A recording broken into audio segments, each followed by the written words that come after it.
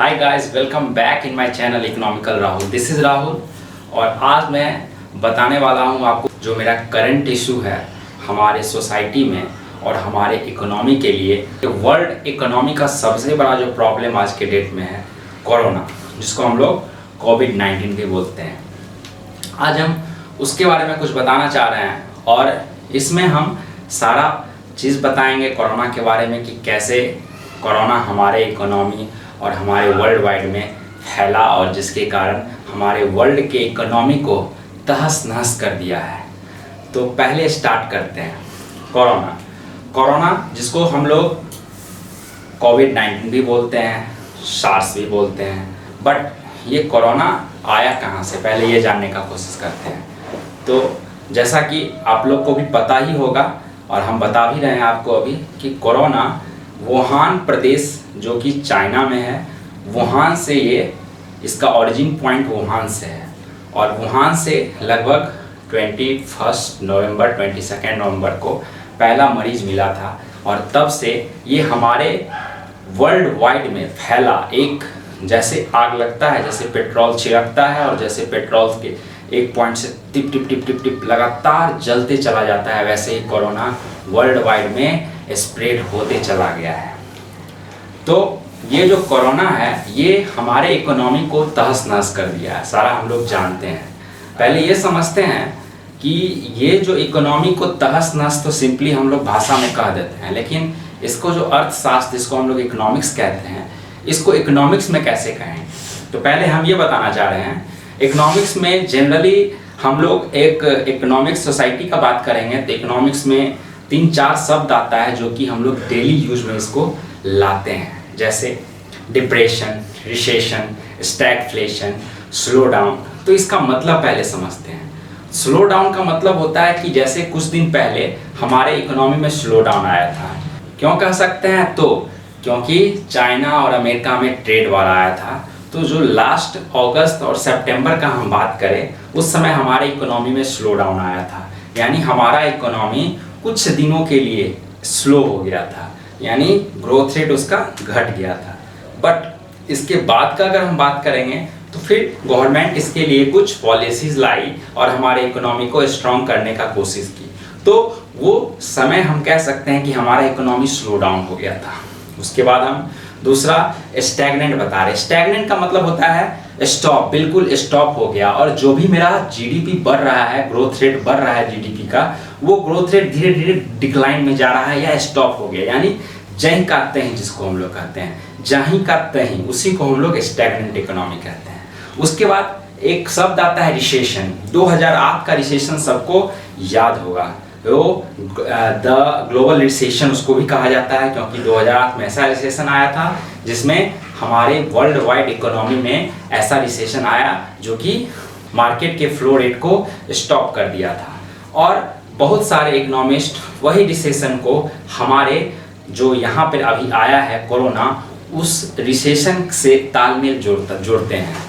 But कुछ economist ये भी कहते हैं कि उस रिसेशन से ये बहुत बड़ा रिसेशन है, वो रिसेशन इसके सामने कुछ नहीं है, क्योंकि वो कुछ पीरियड्स के लिए था। लेकिन ये जब तक हम लोग देख रहे हैं, लॉकडाउन का नाम सुनते हैं, लॉकडाउन 1.0, 2.0, 3.0, 4.0, अब तो 4.0 भी स्टार्ट हो गया है आज से। तो हम कह सकते हैं कि जो ये लॉकडाउन का नियम है ये तब तक ख़त्म नहीं होगा जब तक कोरोना नहीं ख़त्म होगा। मैं अब बताने वाला हूँ आपको डिप्रेशन। दोस्तों, द ग्रेट इकोनॉमिक डिप्रेशन सभी को याद होगा, जो कि लगभग 150-200 साल के अंदर में ये पहला और लास्ट डिप्रेशन जो हम लोग सुनते हैं, द ग्रेट इकोनॉमिक डिप्रेशन, जो कि अमेरिका में आया था 1929 में। उस समय वहाँ के प्रेसिडेंट डी रोजवेल्ट थे, समझ गए। तो इसको फिर ये लगभग वहाँ पे 10 सालों के लिए था। वैसे भी डिप्रेशन तब कहा जाता है जब अगले 3 साल तक, लगातार पिछले 3 साल तक हमारे देश का ग्रोथ रेट या किसी भी देश का ग्रोथ रेट 10% या उससे ज़्यादा डल में रहे, 10% या ज़्यादा उससे माइनस में रहे, तो इसको हम कह सकते हैं कि हमारे देश में इकोनॉमिक डिप्रेशन आ गया है। तो पिछले 150 से 200 साल के अंदर में वो last the great economic depression आया था, जिसमें देखा गया था कि वर्ल्ड वाइड में बिल्कुल मार्केट में प्रोडक्शन था, बट कोई प्रोडक्शन खरीदने के लिए, जो प्रोडक्शन खो गया था वो सामान खरीदने के लिए कोई पब्लिक के पास वैसा उसके पास परचेजिंग पावर नहीं था। तो ये कह सकते हैं कि इसको हम लोग द ग्रेट इकोनॉमिक डिप्रेशन का नाम अभी नहीं दे सकते हैं, क्योंकि अभी तो बस कुछ समय हुआ है, मात्र 2 से 3 महीने हुए हैं। तो इसको हम लोग ग्रेट इकोनॉमिक डिप्रेशन नहीं अभी नाम दे सकते हैं। जब ऐसा सिचुएशन हमारे इकोनॉमी में और वर्ल्ड वाइड के इकोनॉमी में आएगा तब ज़रूर हम इसका नाम इकोनॉमिक डिप्रेशन दे सकते हैं। फिलहाल ये जो कोरोना है इसका इम्पैक्ट हमारे इकोनॉमी में तो बहुत ज़्यादा बड़ा है। हम लोग जानते हैं कि ये कोरोना हर सेक्टर का स्थिति खराब कर दिया है।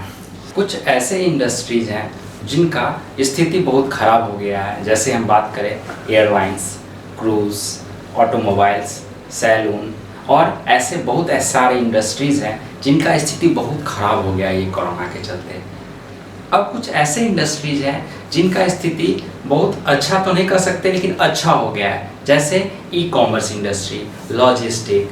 उसके बाद हम बात कर लेते हैं फार्मास्यूटिकल्स कंपनी, मेडिसिन कंपनी, ये सब जितने सारे इंडस्ट्री है ये सब का अच्छा हो गया ये स्थिति, ठीक है। इसके बाद हम कुछ इम्पैक्ट का बात करते हैं कि कोरोना के चलते हमारे सेक्टर्स में कैसे इम्पैक्ट पड़ा है, जिसके कारण हमारे इकोनॉमी में क्या अच्छा हुआ है क्या बुरा हुआ है। तो पहले हम टेक्नोलॉजिकल इम्पैक्ट का बात करें अभी, तो सबसे बड़ी बात यह होगी कि हमारे सराउंडिंग में डिजिटल इंफ्रास्ट्रक्चर का बढ़ोतरी हुआ है।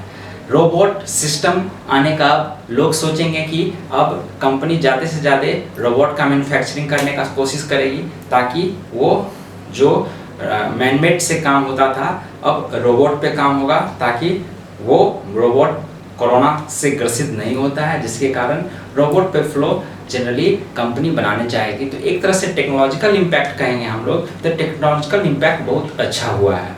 अगर हम लोग एजुकेशनल इम्पैक्ट का बात करेंगे तो एजुकेशनल इम्पैक्ट में लगभग डेली स्कूल्स कॉलेजेस जाने के कारण लगभग 421 मिलियन पब्लिक का यहाँ पर इस स्कूल कॉलेज नहीं जाने से डिस्टर्ब हुए हैं जनरली स्टूडेंट्स लोग। तो हम लोग कह सकते हैं इसके लिए जनरली डिजिटल सिस्टम जो बनाया गया है, जैसे हम लोग जूम से, स्काइप से वीडियो कॉलिंग, फिर क्या कर सकते हैं गूगल डीओ, हैंगआउट्स, इसके थ्रू वो अपने स्टडी करते हैं। तो एक तरह से एजुकेशनल इम्पैक्ट पे ज़रूर ये तो है कि daily school going, daily college going हताहत हुआ है, बट इससे डिजिटल पे डायरेक्ट डिपेंड चला गया है। और इसीलिए देखा गया है कि जूम ऐप का हम अगर सर्वे करें तो लास्ट फरवरी में 10 मिलियन था डाउनलोडेड, अब मार्च में 100 मिलियन डाउनलोडेड हुआ और लगभग 200 मिलियन अप्रैल का डाटा हम आपको बता रहे हैं, 200 मिलियन जूम ऐप डाउनलोड हुआ। तो ये से कह सकते हैं एजुकेशनल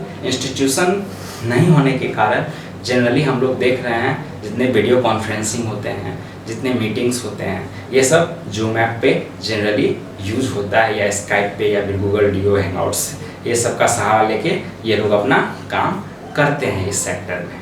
और हम लोग देखते हैं जनरली क्या एशिया हुआ, सेंट्रल ईस्ट एशिया और प्लस यूरोप, यूएसए, ये सब क्षेत्र में कोरोना के कारण बहुत सारे दिक्कत का सामना करना पड़ा है। इसके कारण ये सब क्षेत्र में, ये सब एरियाज़ में जनरली होम स्कूलिंग होता है और ये सारे डिजिटल व्यवस्था से ये लोग अपना काम करते हैं और एजुकेशन प्राप्त करते हैं। अगर हम वर्ल्ड इकोनॉमिक इम्पैक्ट का बात करते हैं तो लगभग UNCTAD UNCTAD ने पिछली बार सम्मेलन में, कुछ समय पहले सम्मेलन में बताया था कि पिछले ईयर 2.9% होल वर्ल्ड का GDP था, ग्रॉस डोमेस्टिक प्रोडक्ट, जिसको ग्रोथ रेट कह सकते हैं, ग्रोथ डेवलपमेंट कह सकते हैं हम लोग, 2.9% है, जो कि इस बार लगभग 2% से भी नीचे रहने की संभावना है। तो हम लोग कह सकते हैं कि होल वर्ल्ड में इकोनॉमिक क्राइसिस आने वाला है और इसके चलते होल वर्ल्ड में अनएम्प्लॉयमेंट ज़्यादा से ज़्यादा होगा। अनएम्प्लॉयमेंट होगा तो जनरली 25 मिलियन से ज़्यादा यहाँ पर लोग बेरोज़गार होंगे और जिससे यहाँ पर क्राइसिस ऑटोमेटिकली आने वाला है। अब हम बात करते हैं कि होल वर्ल्ड का रिलेशनशिप कैसे क्या है। तो पहले अगर इंडिया चाइना, लगभग प्लास्टिक और पॉलीमर यूज़ किया हुआ 90% सामान होल वर्ल्ड इंपोर्ट करता है चाइना से। और लोग कह रहा है और अमेरिका जनरली कह रहे हैं, कुछ व्यक्ति ये भी कह रहे हैं कि ये चाइना के द्वारा वायरस बनाया गया है और सारे देश में फैलाया गया है। कुछ देश ऐसे कह रहे हैं कि अमेरिका के थ्रू फैलाया गया है। तो अगर इस बात में कह लें तो होल वर्ल्ड में जनरली कुछ ना कुछ क्राइसिस तो आने वाला ही है और इससे चाइना की अर्थव्यवस्था पे असर पड़ेगा। तो हम ये कह सकते हैं कि ये ऐसा समय आ गया है, अगर जो देश खुद अपना प्रोडक्ट बनाए और अपने पे डिपेंड रखे तो बहुत अच्छा होगा। कुछ दिन पहले प्रधानमंत्री नरेंद्र मोदी के द्वारा आत्मनिर्भर योजना के तहत लगभग हमारे देश के 10% जीडीपी का पैसा हमारे आर्थिक पैकेज में अनाउंस हुआ है, जो कि लगभग 310 बिलियन डॉलर है। और इसको अगर होल वर्ल्ड का कहें तो ये दूसरा स्थान आता है। लगभग 1.5 ट्रिलियन डॉलर अमेरिका ने आर्थिक राहत पैकेज अपने देश के लिए दिया। भारत लगभग 310 बिलियन डॉलर इंडिया दिया है। उसके बाद अगर जर्मनी का बात कर ले तो 169 मिलियन डॉलर दिया है। अगर चाइना का बात कर ले तो लगभग 151 बिलियन डॉलर दिया है। अगर हम ऑस्ट्रेलिया का बात कर ले तो 133 मिलियन डॉलर आर्थिक पैकेज के रूप में दिया है। तो हम इससे कह सकते हैं कि ये आर्थिक पैकेज अब हमारे देश को एक स्ट्रॉन्ग मदद करेगी और इंफ्रास्ट्रक्चर मजबूत करेगी, और जो सेक्टर डाउनफॉल में गया है उसको ये पैकेज देके स्ट्रॉन्ग बनाने का कोशिश करेगी। अब हम लोग को अगर एक लास्ट में हम कहेंगे तो ये कोरोना हमारे लिए एक बहुत ही अभिशाप बन के आया है। सो आप लोग इससे ज़रूर बचें और अपना देखभाल रखें, ठीक है।